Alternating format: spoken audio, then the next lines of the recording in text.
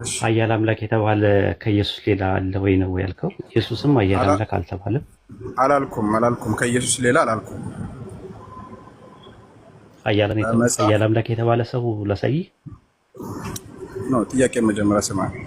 በመጽሐፍ ቅዱስ ኃያል አምላክ የሚል ለፍጡር ተሰጥቶ ያውቃል ወይ? አዎ አልኩ። አንድ ጥቅስ ከኢሳይያስ 9:6 ውጪ ሕዝቅኤል 32:21 ክፈት። ኃያል አምላክ አዎ ዕብራይስጡን አውጣለት ይምራን። አማርኛ ነው የማወራው። ዕብራይስጥ ነው፣ ዕብራይስጡ ላይ አለ። አማርኛ ነው የጠየቅኩት። ዕብራይስጥ ላይ አለ ላልኩ። ምን አስጨነቀ አንተ? መኖሩ አይደል የምትፈልገው? አማርኛ እኮ ነው እየጠየቅኩ ያለሁት። ዕብራይስጡ ላይ አለ ላልኩ። ምን አስጨነቀ? ስለዚህ በአማርኛ የለም። አማርኛው ላይ የለም፣ ግን ዕብራይስጡ ላይ አለ። በቃ አመሰግናለሁ። የለም። ስለዚህ ለፍጡር አለ፣ ለፍጡር የዋለ አለ ማለት ነው ባይብል ላይ። የትኛው ነው? ስትከፈት ምን የሚለው ቦታ? ሕዝቅኤል ስንት? ሕዝቅኤል 32:21 ላይ ለማፈር ስትፈልግ ነው አማርኛ ያልከው። ምን መሆን ስትፈልግ? ለማፈር ስትፈልግ ኖ፣ አይ ማወቅ ስለሚፈልግ ነው። አማርኛ በአማርኛ የተጻፈ ስላለ እየጠየቁ ነው። ለዛ ዕብራይስጡን ያውጣልህ። ምን ይላል? አንብበው። ኤልጊቦሪም የሚል የለም? ምን አልከኝ? ኤልጊቦሪም የሚል የለም? ቀይረው ያንን አማርኛው ላይ ኤልጊቦሪም የሚል የለም ወይ? መጀመሪያ ተረጋጋ እስቲ እኮ አማርኛው ላይ ቀየረ። ኤልጊቦሪም የሚል አለ ወይስ የለም? አላየሁትም። እስቲ እንትን አድርግልኝ። ይኸው አውጣና አሳየው። ኤልጊቦሪም የሚል የለም ወይ? አሳየው። አይታየም? የታለ ኤልጊቦሪም? የታለ ኤልጊቦሪም? ኤል የመጀመሪያው ኤል ጊቦሪም የሚል የለም? የታለች? አረ የታለች? እዚህ ጋር ኤል የሚል የለም? ኤል የሚል የለም? ኤል የሚል አለ። ኤል የሚል አለ። ኤልጊቦር የሚል እሺ። እስቲ 9:6 ወይ 9:6 ከፈረስት። አረ ቆይ ተረጋጋ፣ ቀስ እያልኩ ነው የማወራው እኔ ሰው ስለተኛ። እሺ ኤል የሚል የለም? ኤል የሚል አለ። ኤል ማለት ምን ማለት ነው? አትረዳኛለህ? እኔ ፈለኩት እኮ ኃያል አምላክ ነው እኮ ላሳየህ እኮ ነው። ኃያላን አማልክት ይላቸዋል ሰዎችን። አማልክት ይላቸዋል። እሱን አውቃለሁ። አምላክ እምላቸዋል። የጠየቁ ኃያል አምላክ። ተረጋጋ። ኃያል አምላክ ነው የሚለው የሙዚቃም። ቆይ ተረጋጋ እንደ ኤል ማለት ምን ማለት ነው? ፍታኝ አንተ። ኤል ማለት ምን ማለት ነው? ኤል ማለት ምን ማለት ነው? ጥያቄ ነው ያቀረብኩት እኔ። ኤል ማለት ምን ማለት ነው? እዚህ ጋር ያልተረዳክ ማታከውን አላውቅም በለኝ፣ የምታከውን አውቃለሁ በለኝ። ኤል ማለት ምን ማለት ነው? እኔ አላውቅም። ኤል ማለት አምላክ ማለት ነው። እዚህ ጋር ተቃውሞ አለ?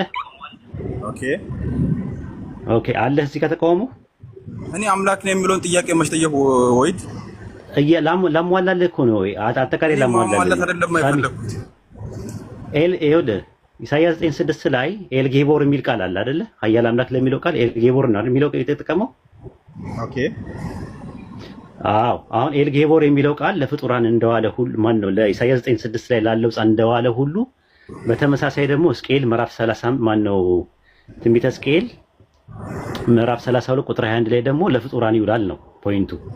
አሁን አማርኛው ወይ ሰላም የሚል መጀመሪያ የአማርኛውን ክፈትልኝ እስቲ። እናም ዕብራይስጡ ላይ እኮ ነው ያነ ለሞድ ወደ ወደፊት ትሄዳለህ። አማርኛው ምን ተባሎ እንደተፈታ መጀመሪያ ሸከና አራሳሚ ውርደት አትከናነብ። ይሄው አውጥቶልህ አላቀም እያልክ ነው ያለው፣ እያስረዳው ነው ያለው። መጀመሪያ አማርኛው ክፈትና ወደዛ እንመጣለን እያልኩ ነው። ከፕሮቴስታንት ጋር እንደምትወያየው እዚህ ቤት እንዲቀላል እንዳይመስልህ። አሁን መጀመሪያ ሕዝቅኤል ምዕራፍ 32 ቁጥር 21 ላይ ያው እንትን አትበል፣ ፐርሰናሊ አትሂድ። ኤልጊቦር የሚል ቃል አለ ወይስ የለም? አለ ወይስ? እኔ ምንም አላልኩም፣ ጥያቄ ነው ያቀረብኩት። እሺ ኤልጊቦር የሚል ቃል የለም አለ እዚህ ጋር እኮ። መጀመሪያ አማርኛውን ክፈት። ዕብራይስጡን ከፈትንልህ። አማርኛው ላይ የለም ብያለሁ ቅድም፣ ዕብራይስጡ ላይ አለ ብያለሁ። አማርኛ ላይ ምን ብሎ ነው ያስቀመጠው? በአማርኛ ቼክ እናድርገው። እሱም በኋላ ላይ እንመጣለን። ዕብራይስጡ ላይ አለ ወይስ የለም? እስቲ ክፈት። ለምን እንመጣለን? ዋናው ለማወቅ አይደል የገባኸው? ኦፍ ኮርስ ኦኬ። ስለዚህ ሕዝቅኤል 32:21 ላይ ዕብራይስጡን ይኸውና፣ ከዛ በኋላ ደግሞ ወደ አማርኛው እንሄዳለን።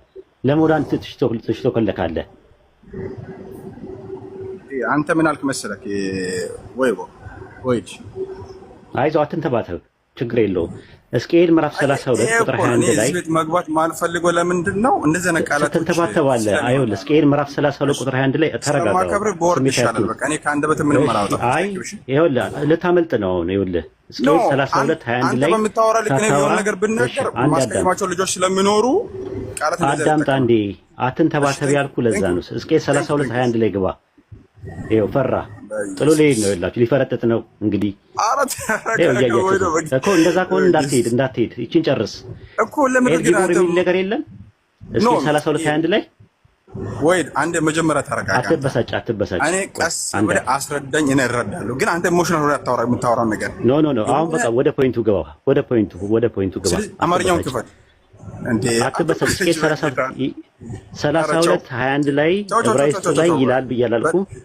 በጣም አየህ ወዴት እንደሚመጣ ስለምታውቅ በቃ ፐርሰናል ነገሮችን እያበዛክ ነው። እኔ እኮ አማርኛ ላይ አለ አላልኩም ቅድምም። ተረጋጋ ሳሚዬ፣ አትበሳጭ። ጥያቄ ምን ነበር? አትበሳጭ። ቢያንስ እንኳን የቄስ ተክሌ ተማሪ ነው። ቄስ ተክሌ በጣም ትሁት ነበሩ። አየህ ገብቶሃል ማለት ነው። ማን እንደሆንክ ስለተረዳክ ነው እንደዚህ እየሆንክ ያለው። እንዴ ቄስ ተክሌ እኔ አውቃለሁ እኮ እንዴ ምን ነካ ስለምታውቀኝ ነው እንደዚህ እየሆንክ ነው። 32 21 ላይ አንዴ አውቃለሁ ሳሚ፣ ከዚህ በፊትም እኮ ገብተህ እናውቃለን። አሁን ፐርሰናል ያካርገው ቢያንስ የቄስ ተክሌን የቄስ ደጉን ትትና አይተህ ትትና ለማሳየት ሞክር። ሕዝቅኤል 32 21 ላይ በተቀመጠው ነገር ኤልጊቦር የሚል ቃል የለም ወይስ አለ? አማርኛውን መጀመሪያ እናንብብ አልኩ።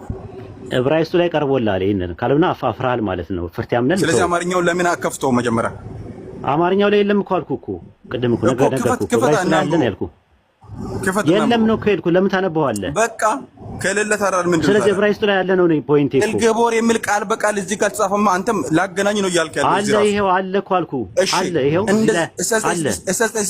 በዕብራይስጡ ከፈተለት። በዕብራይስጡ ላይ ኢሳይያስ 9:6 ላይ ከፈተለትና ከዛ በኋላ ሕዝቅኤል ምዕራፍ 30 ቁጥር 21 ላይ ደግሞ ይሄውን ቃል ራሱ አለ ነው ይሄ ፖይንት። ኤልገቦር የሚል የለም ኢሳይያስ 9:6 ላይ። ያው ኢሳይያስ 9:6 ላይ ምን ይላል? ጻፈ አንብበው። ትክክል። ኢሳይያስ 9:6 ኤልገቦር የሚል ኤል ይላል እዚህ ጋር አለ አይደለ? አዎ ሕዝቅኤል 32 21 ላይ ደግሞ ግባለት። አንዴ ግባለት ሕዝቅኤል 32 21 ላይ እዛ አማርኛ አንቀበልም ነው ወንድማችን እያለ ያለ ነው። ዕብራይስጡ ላይ አለ ነው ያልኩህ። ተጋርጉ ኤል የሚለው ኖ እዚህ ጋር ኤል የሚለው እዚህ ጋር እዛሽ ጋር ኤል እና ኢ ለብቻ ነው አንድ ነው። ስትሮንግ ነምበር ተጫነው። አይ ይጫንልህ። ስትሮንግ ነምበር ነው ላይኛው ኤል ተርጎም ወደ ላይ ወደ ታች ተረጋጋ። ይኸውልህ ኤል ማለት ተጫውና እናሳየው። ምንም ትርጉሙ ምን እንደሆነ ችግር የለውም። ተጫን እናሳየው። ራሱ ነው ስትሮንግ ነምበሩን። ተረጋጋ። ስሜታዊ አትሁን። አረ ወይ እባክህ ያውን ፐርሰናል ነገሮችን እንትን እኔ ቀስ ብዬ ለማወቅ ስለፈለኩ ነው የገባሁት። ለማወቅ ምን ተንተባተብኩ? ባንዴ እኮ ነው ፍራስትሬት ያደረከው። ባንዴ ነው ፍራስትሬት ያደረከው። መምህር ነህ አንተ ግን ይኸው ፍራስትሬት አደረክ። አረ እኔ ማመን ነው በመጀመሪያ አንብበው ምን ይላል? ኤል የሚለው ትርጉሙ ሌላ ነው አልክ። ትርጉሙ ምንድን ነው ይላል? ምን ማለት ነው? እስቲ አይ 32 21 ላይ 32 21 ላይ ማለት ነው። ማን እንደው ተመለስ 32 21 ላይ አዎ አስተማሪ ነው። ምን ይላል? ኤል ማለት ምንድን ማለት ነው? ነበር አስተማሪ አይደለም። መጀመሪያ ተረጋጋ። እሺ በቃ አሁን ወደ ፖይንት ምንድን ነው ይላል እዚህ ጋር 32 21 ላይ ምንድን ነው ይላል? ኤል ማለት ምንድን ነው ትርጉሙ ይላል? እስቲ አንብበው ሳሚ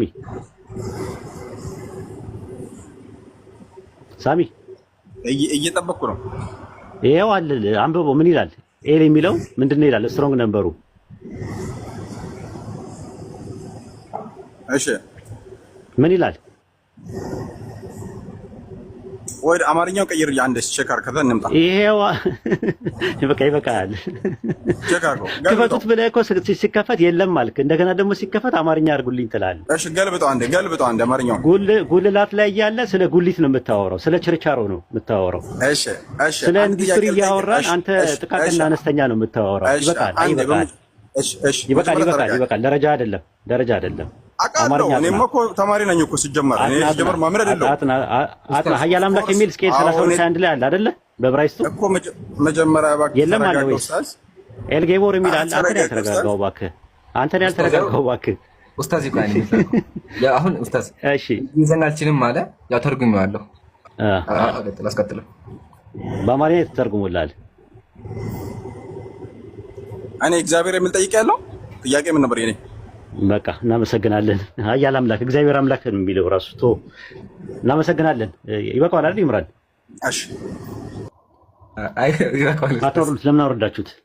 ሚት አድርጎ ያዳምጥ። ዕብራይስጥ አልፈልግም አለ። አስተማሪ እኮ ነው በነገራችን ላይ የወሊድ ስስ አስተማሪ ነው። በደንብ ነው የማውቀው። ለዛ ነው ይቺን አጋጣሚ ጥሩ መጠቀም ስለፈለኩኝ ነው። እንደ ፕሮቴስታንት ቀላል መስሎታል እዚህ ሲመጣ ማለት ነውና ሚሆን አይደለም። ሕዝቅኤል ምዕራፍ 32 ቁጥር 1 ላይ ፍጡራን ኃያል አምላክ ተብለዋል። በዕብራይስጥ ምን ተብለዋል? ኤልጊቦሪም ተብለዋል። ተራ በሽሽቅ ከፈለገ ደግሞ መድኃኒት አለ። አንዳንዴ ዝም ምን አንዳንዴ ትትናም ያስፈልጋል። አንዳንዴም ደግሞ እንደዚህ በአቅማቸው በልካቸው ማስገባት ያስፈልጋል እንዳመጣጣቸው። እናመሰግናለን። ቀጥሉ። ጀዛከላ ኡስታዝ። አይ እኔ ገረመኝ እዚህ ጋር እኮ ኢሌ የምትላለች ስለዚህ ትርጉሙ ይቀየራል አለ። እሺ ችግር የለውም በሱ እንስማማና ተርጉሙልኝ ኢሌ የሚለውን ቃል አለ።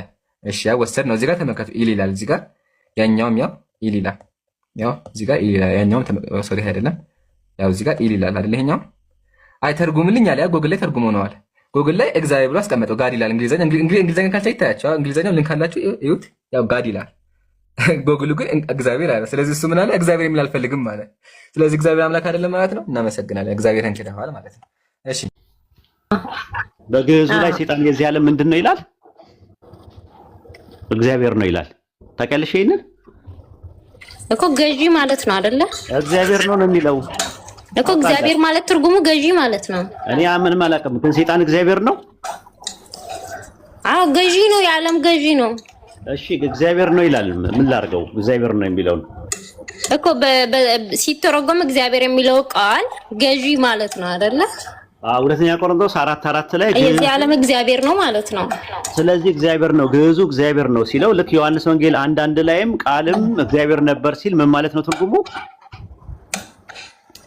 ቃልም እግዚአብሔር ነበር ማለት እሱ የእሱ ቃል ነው እግዚአብሔር ነው ማለት ነው እኮ። ምን ማለት ነው ነው አልኩሽ እኮ። ሰይጣን የዚህ ዓለም አምላክ ነው ሲባል የዚህ ዓለም ገዢ ነው ማለት ነው በሚል ይመጣል።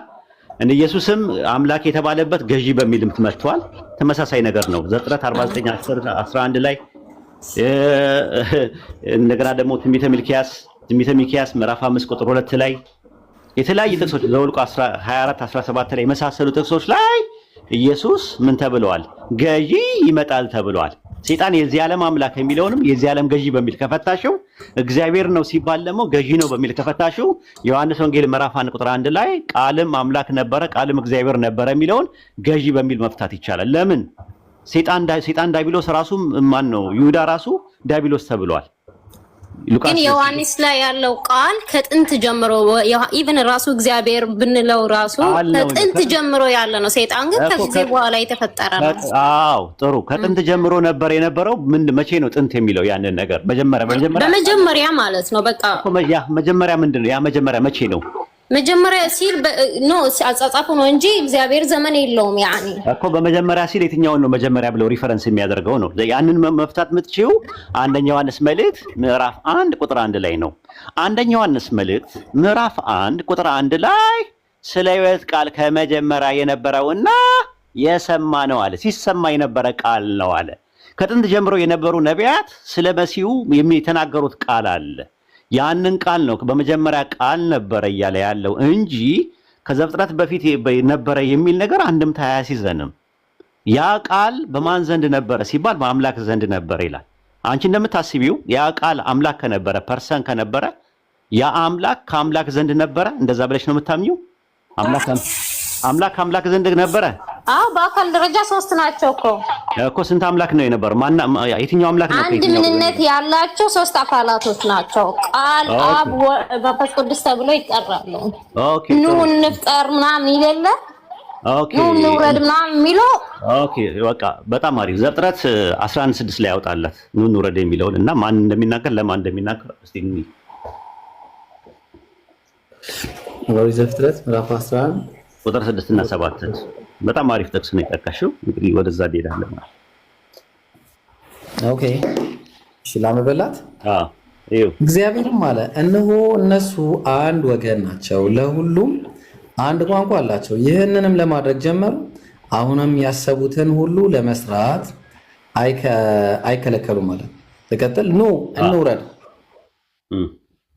ቀጥል ነገር እንዳይሰማው ቋንቋቸውን በዚያ እንደበልቀዋል። ኑ እንውረድ አለ። ማንን ነው ኑ እንውረድ የሚለው? ሌሎች አካላቶችን ባዩ ማን ነው? ነው እዚህ ጋር አይ ቲንክ አልተገለጠም። አብ ነው የሚሆነው። ማስረጃ ይኖር ይሆን? አይ ቲንክ እንደዛ ብሎ ከተት ነው። ግን እዚህ ጋር ያልተገለጸ ስም እንዴት ብዬ ልንገርህ? ግን ኑ እንውረድ ያለው ኑ የሚላቸው እነማን ነው? አንዱ አካል ሌሎች አካላቶችን ኑ ያለ ነው። ይሄን ነው ወረዳ ከየት ነው ወዴት ነው ኑ የሚላቸው? ኑ እንውረድ አብሮ አንዴ አብ ወልድ መንፈስ ቅዱስ እኮ አብሮ ከነበሩ እነማን ነው ኑ የሚለው? ከየት ነው ኑ የሚላቸው? ሶስት አካል ናቸው አይደለ እኮ ኑ የሚላቸው ከየት ነው? እኔና አንቺ አሁን አንድ ላይ ነው፣ አንድ ቤት ውስጥ ነን ያለ ነው እና ያልልሽም መቼም አንድ ወንበር ላይ ቁጭ ብለን አጠገብ ላጠገብ ካለን ኑ አልልሽም። እግዚአብሔር ይነጋገራሉ። እነዚህ አሁን ገባኝ። እነማን ነው ኑ የሚለው? ከየት ነው ኑ የሚላቸው? እዚህ ጋር አንዴ ኑ ያላቸው እናንተና አሁን አዳም ሲፈጠር አለ አዳም አንዴ አትረብሽ። ከሰው ጋር ጨርስና ትገባለህ። እሺ ሚት አድርገህ ተቀመጥ። አታውርዱት አደራ ትቀጥላለህ። እሷ ሲያቀታት ትቀጥላለህ። አሁን ዘፍጥረት ምዕራፍ 11 ቁጥር 6 ላይ ኑ የሚለው ባዩ ማን ነው ሲባል እግዚአብሔር ነው፣ ያህዌ ነው። የዱ ሄባፌ ዘዳግም 6:4 ላይ ሽማ እስራኤሉ ያህዌ ኤሎሃይኑ ያህዌ ኻድ አለ። እስራኤሉ ስማ አምላካችን ያህዌ አንድ ያህዌ ነው አለ። ይሄ አንድ ያህዌ እነማንን ነው ኑ የሚለው ለሚለው መረጃ አልሰጠሽንም። ግምት ነው፣ ሜቢ ነው ክርስቲያኖች የሚያመጡት። ኑ ሲላቸው ደግሞ ከየት ነው ኑ የሚላቸው? ኑ የሚላቸው ከየት ነው? የት ሄደው ነው ኑ የሚላቸው? ፈጣሪ ሲጀመር ጀምሮ ኑ የሚለውን ቃል ከራሱ ከሌሎች አማልክት ጋር አይደለም እየተነጋገረ ከፍጡራን ጋር ነው የሚነጋገረው። ኢሳይያስ ምዕራፍ 1 ቁጥር 18 ላይ እንደዛ ነው የሚለው። ኑ እንዋቀስ ይላል የሰራዊት ጌታ እግዚአብሔር ይላል ከእስራኤል ጋር ሲያወራ። አሁን ዘፍጥረት ምዕራፍ 11 ቁጥር 6 ላይ ያለው እየተነጋገረ ያለው ኑ የሚለው አንደኛ ነገር አብ ወልድ መንፈስ ቅዱስ አንደኛው በአንደኛው እንትን ናቸው፣ ኩነት ናቸው፣ ይኳኳናሉ። አንደኛው በአንደኛው ውስጥ የሚኖሩ ናቸው። የት ሄደው ነው ኑ የሚላቸው? እናንተ ትምህርት አያስኬድም። ሁለተኛ ነገር ደግሞ ምንድነው ኑ የሚለው ባዩ ማን ነው እነማንን ነው ለሚለው መልስ የለም በመጽሐፍ ቅዱስ ላይ አታገኙም። ስለዚህ አሁን የእናንተ መጽሐፍ ላይ ሶርስ እኛ እንሰጣቸዋለን። መጽሐፈ ኩፋሌ ምዕራፍ 10 ቁጥር 13 ላይ ግባ ኤብሮ። ኦኬ ያው ኡስታዝ አምላካችን እግዚአብሔርም እኛን እንዲህ አለን፣ እነሆ አንድ ቋንቋ የሆነ ሕዝብ ግንብ ይሰራ ጀመረ። አሁንም ከነሱ ፈጽመን እንድናጠፋ ኑ እንውረድ፣ የአንዱን ቋንቋ አንዱ እንዳይሰማ ቋንቋቸውንም እንደባልቅ በየከተማውና ማሻአላ። ስለዚህ ኑ እንውረድ አለን እያለ ያለ አምላካችን እግዚአብሔር ለእኛ እንዲህ አለን አለው። ለሙሴ መጣና መልአኩ ምን አለው? ለእኛ ለመላእክቶች እግዚአብሔር አምላክ እንዲህ አለን መጣና አለ። ምን አለን? ኑ እንውረድ አለን አለ። እግዚአብሔር ኑ እንውረድ ያለው ለማን ነው? በዚህ ጥቅስ መሰረት ለመላእክቶቹ ነው። ግን ኑ እንፍጠር ጋር ግን እንመጣለን እሱን ጋር። አሁን መጀመሪያ ዘፍጥረት 11 እና 6 ላይ እግዚአብሔር ኑ እያለ ያለው ለስላሴ ነው የሚለውን ትምህርት ሁለተኛ ታች ያላችሁም ሰዎች ትንፍሽ እንዳትሉ፣ አደጋ ውስጥ ነው ያላችሁት። ሰው አያቅም አያነብም ብለው ነው አስተማሪዎቻቸው ንቀት ነው ያላቸው ለእናንተ። አያነቡም ብለው መጽሐፍ ቅዱስ አያነቡም አያገናዝቡም ብለው ይህ የጀዝባና የነፈስ ስብስብ ናችሁ ብለው ነው የሚያስቡት። አያነቡም ብለው ነው የሚያስቡት። ክርስቲያኖች ንቁ። ከታች ያላችሁ ኦሪት ዘፍጥረት ምዕራፍ 11 ቁጥር 6 ላይ ያለው ፈጣሪ ሲጀመር ኑ ብሎ አያዝም። ፈጣሪን እንዴት ነው ፈጣሪን የሚያዘው? ኑ ብሎ የሚያዘው ፈጣሪ እያዘዘ ያለው መላእክትን ነው። ሲጀመር ጀምሮ ኑ የሚል ቃል የሚጠቀመው ፈጣሪ ከፍጡራኖች ጋር ሲነጋገር ነው። ኢሳይያስ ምዕራፍ 1 ቁጥር 18 ላይ ማየት ትችላለች። ኑ እንዋቀስ ይላል የእስራኤልን ሕዝብ። አሁን ደግሞ ምን አላቸው? መላእክትን ኑ እንውረድ አላቸው ይላል። ኑ የሚላቸው እነሱ አብሮት ስለሌሉ ነው። ደረጃቸው አንድ አይነት አይደለም። መላእክት ምንም በሰማያት ቢኖሩም እሱ ከዙፋኑ በላይ ያለ ነው። ከእሱ ጋር ከዙፋኑ በላይ ያሉ አይደሉም። ስለዚህ ምን አላቸው? ኑ እንውረድ አላቸው። ኑ የሚለው አብሮት ያልነበሩትን ነገር ነው። አብ ወልድ መንፈስ ቅዱስ በእናንተ ትምህርት አንደኛው በአንደኛው ላይ ሞድ ኦፍ ቢንግ የሚባል ነገር አለ፣ ኩነት የሚባል ነገር አለ። አንደኛው በአንደኛው ውስጥ ህልው ሆኖ ነው የሚኖረው የሚል ትምህርት ነው ያለው። ስለዚህ ዘፍጥረት 11:6 ላይ ያለውን ለስላሴ ትምህርት ማስረጃና መረጃ አድርጋችሁ ሁለተኛ እንዳታቀርቡ። ኦኬ ዘፍጥረት 1:26 ላይ ይገባላት። እሺ ኑ የሚል ቃል የሚጠቀመው ፈጣሪ ከፍጡራኖች ጋር ሲነጋገር ነው። ኢሳይያስ ምዕራፍ 1 ቁጥር 18 ላይ ማየት ትችላለች። ኑ እንዋቀስ ይላል የእስራኤልን ሕዝብ። አሁን ደግሞ ምን አላቸው? መላእክትን ኑ እንውረድ አላቸው ይላል። ኑ የሚላቸው እነሱ አብሮት ስለሌሉ ነው። ደረጃቸው አንድ አይነት አይደለም። መላእክት ምንም በሰማያት ቢኖሩም እሱ ከዙፋኑ በላይ ያለ ነው። ከሱ ጋር ከዙፋኑ በላይ ያሉ አይደሉም። ስለዚህ ምን አላቸው? ኑ እንውረዳላቸው። ኑ የሚለው አብሮት ያልነበሩትን ነገር ነው። አብ ወልድ መንፈስ ቅዱስ በእናንተ ትምህርት አንደኛው በአንደኛው ላይ ሞድ ኦፍ ቢንግ የሚባል ነገር አለ፣ ኩነት የሚባል ነገር አለ። አንደኛው በአንደኛው ውስጥ ህልው ሆኖ ነው የሚኖረው የሚል ትምህርት ነው ያለው። ስለዚህ ዘፍጥረት 11:6 ላይ ያለውን ለስላሴ ትምህርት ማስረጃና መረጃ አድርጋችሁ ሁለተኛ እንዳታቀርቡ። ኦኬ፣ ዘፍጥረት 1:26 ላይ ይገባላት። እሺ 1:26 ደግሞ ይገባልሽ። ያው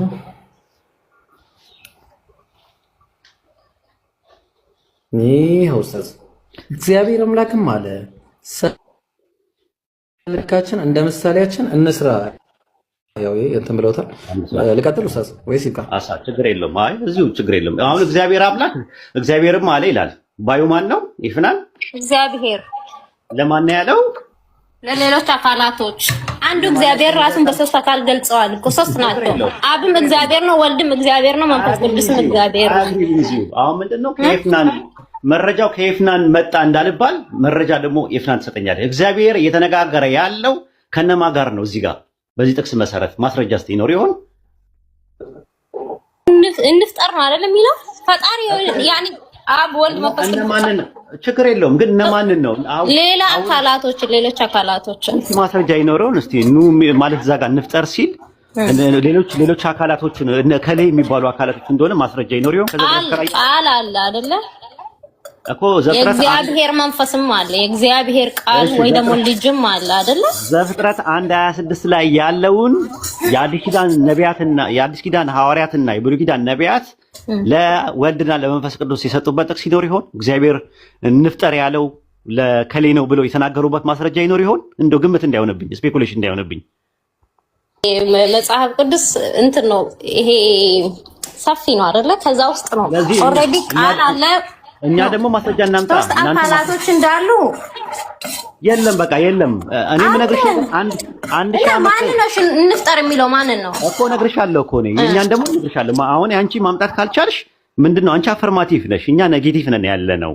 ስለዚህ ምንድነው የአንቺ ጥያቄ መሆን ያለበት? መጀመሪያ ዘፍጥረት 1:26 ላይ እግዚአብሔር አምላክ አንዱ እግዚአብሔር፣ ዘዳግም 6:4 ላይ ያለው አንድ እግዚአብሔር አለ። የአንድ እግዚአብሔር እንፍጠር እያለ የሚያናግራቸው አካላቶች እነማን ናቸው ለሚለው ለወልድና ለመንፈስ ቅዱስ ነው የሚል ማስረጃ የለም ከዘፍጥረት እስከ ራዕየ ዮሐንስ ድረስ። ኢየሱስ ማቴዎስ ወንጌል ምዕራፍ 19 ቁጥር 5 እና 6 ላይ ዘፍጥረት 1:26ን ጠቅሶና አጣቅሶ ወንድና ሴት አደረጋቸው ብሎ ሲጠቅስ እዛ ውስጥ ስለ አንድ ፈጣሪ በመጀመሪያ እያለ አንድ ፈጣሪ እሱ ራሱ ሳይሆን ሌላ ፈጣሪ ወንድና ሴት አድርጎ ፈጠራቸዋል። የኦፖርቹኒቲ ነበረው ስላሴን ለማውራት። ጳውሎስም ኤፌሶን ምዕራፍ 5 ላይ ሲናገር ሰው እናትና አባቱ ይሆናል ከሚስቱ ጋር ይጣበቃል ሁለቱ አንድ ስጋ ይሆናሉ ሲል ስላሴ ማውራት ኦፖርቹኒቲ ነበራቸው። ሁለት ጥቅስ ብቻ ነው የምታገኘው። በተረፈ ዘፍጥረት 1:26 ላይ ያለውን ጥቅስ ለስላሴ ትምህርት ማስረጃ መረጃ መሆን አይችልም ነው። ታዲያ እንፍጠር የሚለው እነማንን ነው? መጽሐፈ ኩፋሌ ምዕራፍ 4 ቁጥር 4 ላይ ኤብሮ ያወጣልናል ማለት ነው። yes ይሄው መጽሐፈ ኩፋሌ ምዕራፍ 4 ቁጥር 4 ላይ እግዚአብሔርም ለእኛ እንዲህ አለን እንደ እርሱ ያለ ረዳት እንፍጠርለት እንጂ አዳም ብቻውን ይኖር ዘንድ አግባብ አይደለም አለ ፈጣሪያችን እግዚአብሔር። መልአኩ ምን አለ ለሙሴ? ፈጣሪያችን እግዚአብሔር ለኛ እንዲህ አለን አለ። ምን አለን አለ? እንፍጠር አለን አለ። መልአኩ ነው እንግዲህ የሚናገረው። ፈጣሪያችን እግዚአብሔር የሚለው ማን ነው? ሚሊየት አለ ኡስታዝ። ማን ነው ፈጣሪያችን እያለ የሚያወራው? ለሙሴ እየነገረ ያለው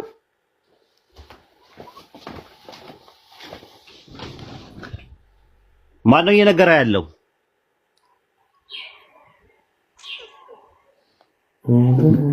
ማን ነው እያለ ያለው? አለሽ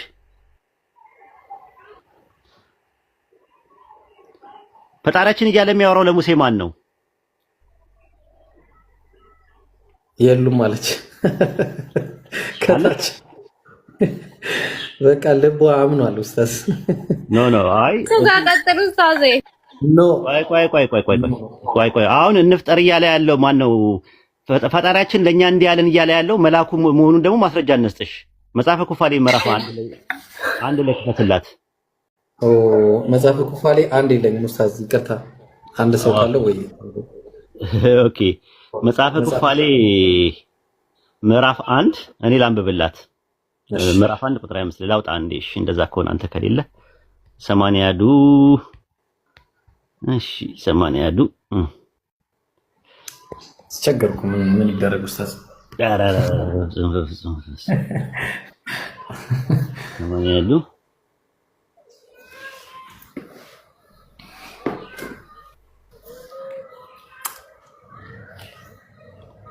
የብሮኮ ጉዳችን ነው የሚፈላው ወደፊትኛ። አይ ታውቃለህ አይደለ? መጨረሻ ላይ ስንሞትና ስንቀበር ጭንቅላታችን ውስጥ የባይብል ጥቅስ ነው እንዳለ ቁጭ ያለው እና በኋላ ላይ ሲከፈት እሱን ፍራ። እኔም እሱ ነው የምፈራው። መጨረሻ ላይ መቃብር ውስጥ እንዳይገኝ የጥቅስ ማት የወረቀት ማት እንዳይገኝ እፈራለሁ እሱን። እሺ መጽሐፍ ኩፋሌ ምዕራፍ 1 ቁጥር 25 ላይ እየተከታተልሽ ነው? እሺ መጽሐፈ ኩፋሌ ምዕራፍ 1 ቁጥር 25 ላይ እንደዚህ ይላል። የሆነ መልአክ መጣ። ምዕራፍ 1 ቁጥር 25 ላይ ማለት ነው። እንደዚህ ያለው ለሙሴ ማለት ነው። የፊቱ መልአክ እንዲህ ያለው ዓለም ከተፈጠረ ጀምሮ ለዘላለም የምመሰገንበትን ቤተ መቅደስ በመካከላችሁ እስኪሰራ ድረስ እግዚአብሔር ለሁሉ እስኪታይ ድረስ የሚሆነውን ለሙሴ ጻፍለት አለው ይላል። የፊቱ መልአክ ገጹ ይላል መልአክ። ስለዚህ መልአኩ ነው መጥቶ የሚያናገረው ማለት ነው። ከዛ በኋላ ምን አደረገ? ይሄ መልአክ ማለት ነው የምታየው መልአክ መጽሐፈ ኩፋሌ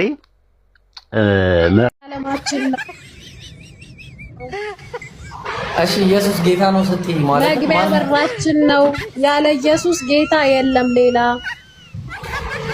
የሀገር ጌቶች አሉ። አሁን እሱ አለ ምን ነገሩ እሱ አለ ስታርዬ ኢየሱስ ጌታ ያደረገው ማን ነው? ኢየሱስ ነው። ኢየሱስ ራሱ ጌታ ነው። ማን አረገው የሚለው ሐዋርያት ሥራ ምዕራፍ ቁጥር 36 ማንም አላረገውም። ኢየሱስ ራሱ ጌታ ነው። ሐዋርያት ሥራ ጻፊ ዋሽ ማንም አላረገውም እኮ ዋሸ። የሐዋርያት ሥራ ጻፊ ኢየሱስ ራሱ ጌታ ነው። አይ ራሱ ቃል ነበረ ቃልም ስጋ ሆነ ይላል። ኧረ ቆይ ቃልም ስጋ ሆነ ይላል። ኧረ ቆይ ወርድ አንተ ምን ይደርስ ስጋ ሆነ ማለት ነው። ኢብራሂም ኧረ ቆይ ተረጋጊ እናትዬ።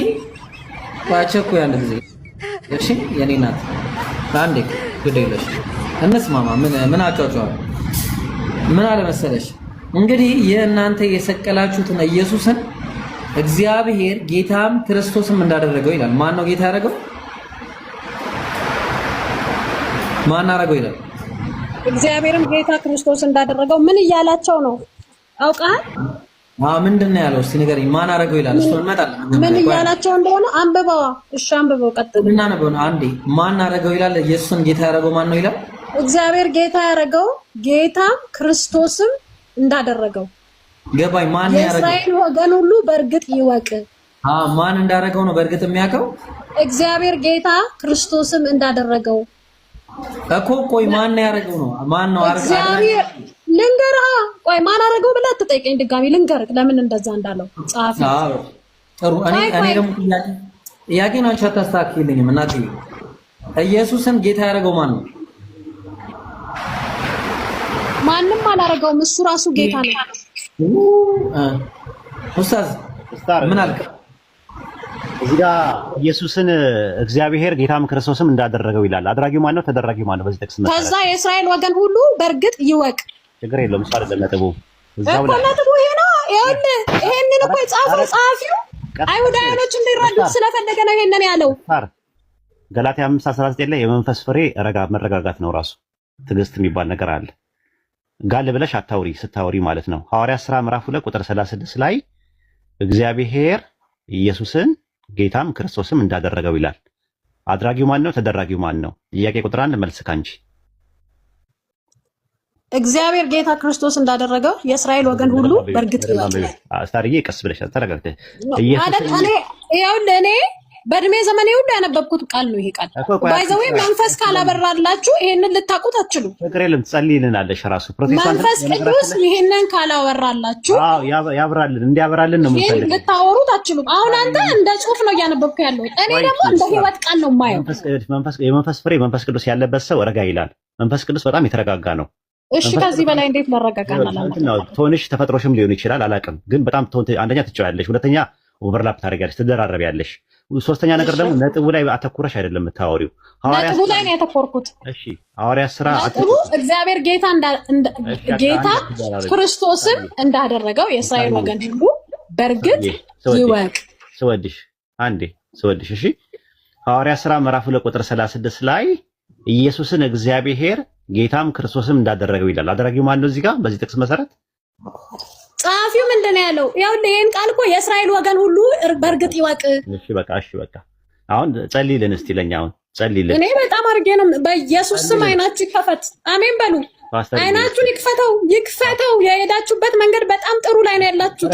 መጽሐፉን በደንብ ግለጡት።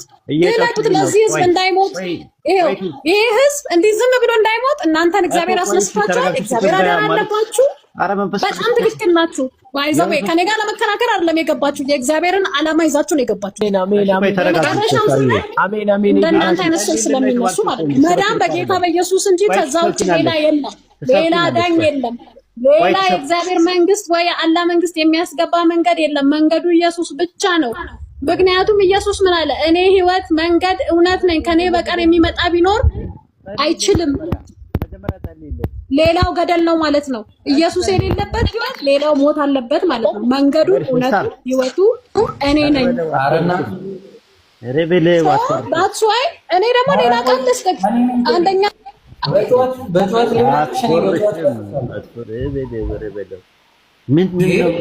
ሚጥሚጣ ሌላ ሰው አለ እንዴ ውስጥሽ? አንቺ ሌላ ሰው አለ ውስጥሽ እንዴ የሚያወራ? ይሬበለው ያንቺን ብላስ ቢሰጠኝ እኔ ይሄን ሁላ ህዝብ አሰልመው ነበረ እኮ። ማሻአላ በል። እሺ ማሻአላ ብያለሁ። እሺ በቃ ተረጋጋ። ማሻአላ በል። የሚያምር ድምጽ አይደል ያለኝ? በጣም አሁን በቃ ማሻአላ በል። አትፎርሽም። ማሻአላ በል። እሺ ሌላ ሰው ልብስጡ በል ኤብሮ። እሺ ሰላም ቀጥል ኡስታዝ። ኧረ እኔ ላረጋጋት ፈልጌ ራሴ በቃ ጥያቄ ነበረኝ እኮ አስወረድከኝ ኡስታዝ።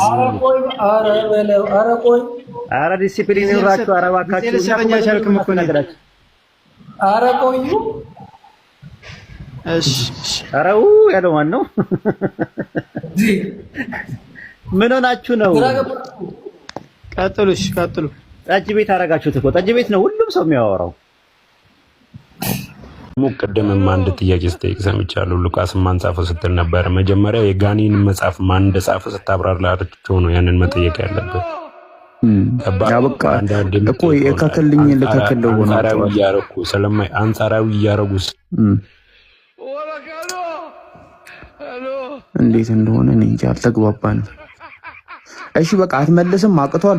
ወደ ተውሂድ እንሂድ እስኪ። ተውሂድን ንገረኝ እኮ ይሄ በቃ ካቃተክ በቃ ችግር የለውም። ምን ተው ነገርኩህ እኮ። አይ አቅቶኝ አይደለም ነገርኩህ እኮ። ምኑን ነገርኩህ? አብ ወልድ መንፈስ ቅዱስ ነው። እሱን አይደለም እሱን አልጠየቅኩም። ምንድን ነው እንድመልስልህ የፈለግኩህ? ኢየሱስ የአምላክ መልእክተኛ ነው። ኢየሱስ የአምላክ መልእክተኛ ነው ወይ? አባት ልኮታል። አዎ ኢየሱስን አባት ልኮታል። ኢየሱስም አላኩ አይደለም ያልኩ። ኢየሱስ የአምላክ መልእክተኛ ነው ወይ? ኢየሱስ የአምላክ መልእክተኛ ነው። በትክክል ኦኬ። እሱ አምላክ ነው። ይኸውልህ ስማ፣ ኢየሱስ አምላክ ልኮታል።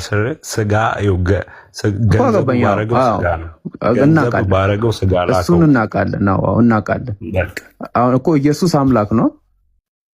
በደንብ ነው። ከአምላክ ነው የላከው።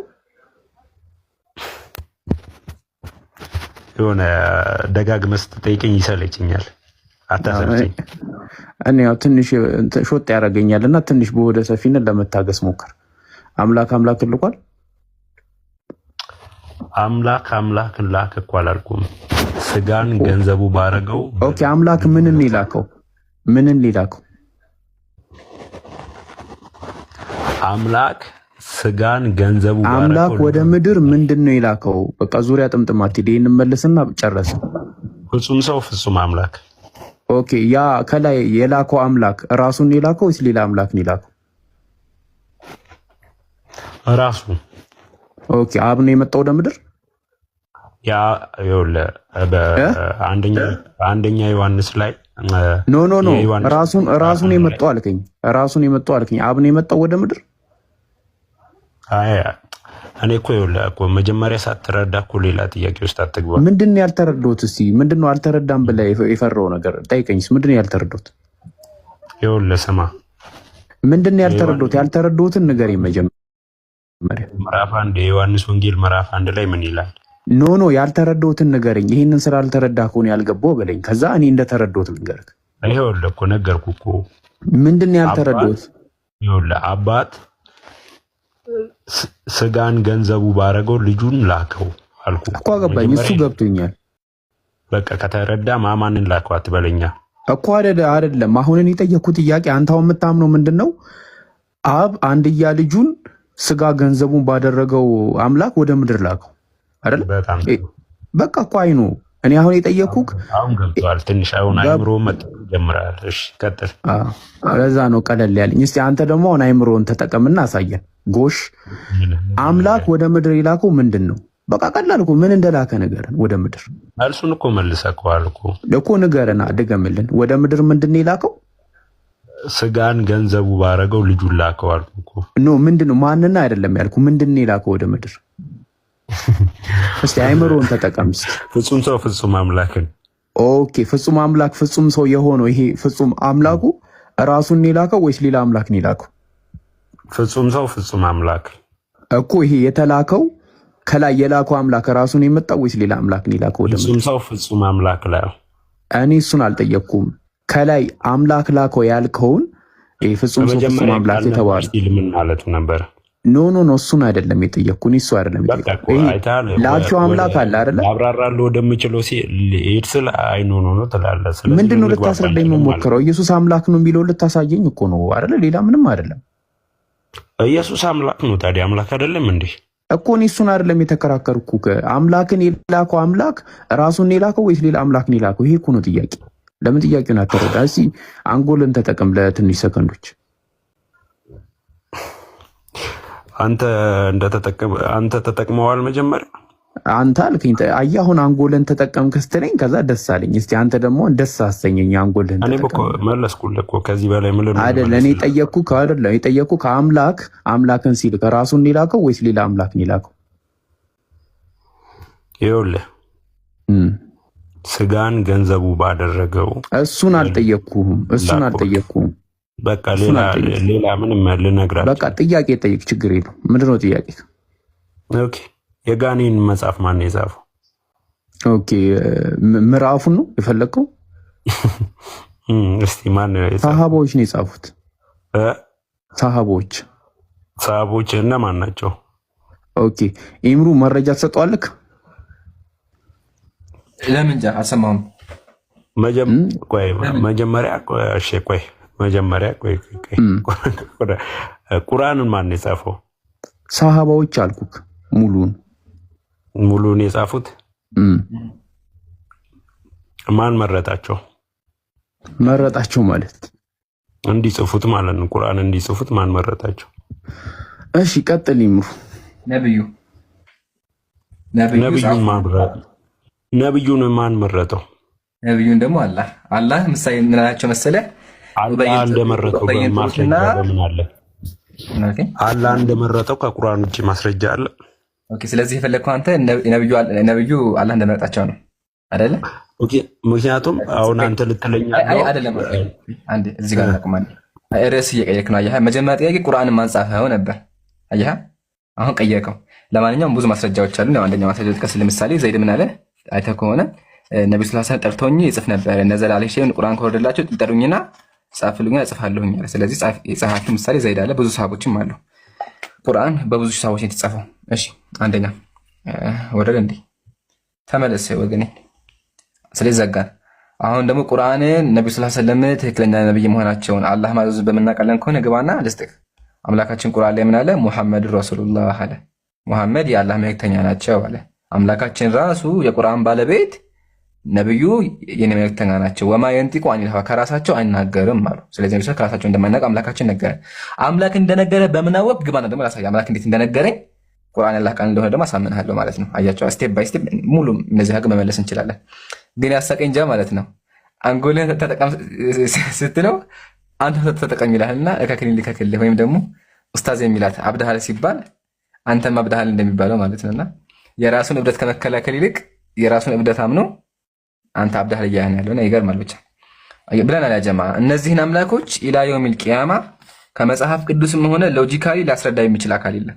አዳምጡ በደንብ ሰምታችኋል። ጃቢር ጀዛከላ በደንብ አብራርተዋል። እነዚህን አምላኮች መጽሐፍ ቅዱስ ላይም ሆነ ሎጂካሊም ልመልሱት አትችሉም። ከመለሳችሁት ማሻአላህ ሶስት አምላክ እንደምታመልኩ አምናችሁ ትወጣላችሁ ማለት ነው።